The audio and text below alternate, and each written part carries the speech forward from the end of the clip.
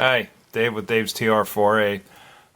Back with another. This is just going to be a short video on a heater valve upgrade I did. You guys have probably seen these heater valves on some of your friends' cars. If you haven't already put one on yours, so I had the stock valve on there.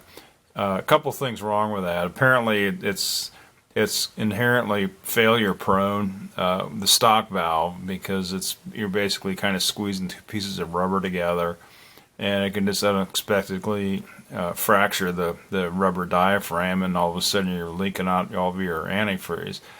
So I saw one of these on somebody's car, and I asked him where he got it, and you can get it on Amazon. I'll post the part number here in just a second.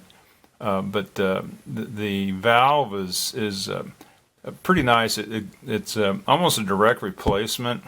It screws into the same hole in the head. The hose is or the flange that the hose goes onto is just slightly larger than the original, so you have to kind of work the hose on the valve to get it on there. But the actual action of the thing is much smoother than the original valve, so you'll notice right away when you first use the valve that the effort required to turn the valve on and off or just manipulate it at all is about half of what it used to be with the stock valve.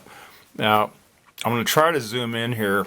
The only thing that's kind of an issue is the termination of the cable to the valve portion here, which is basically this pin that sticks up.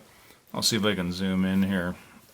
So what I did is I found a crimp-on wire connector for like a ring lug.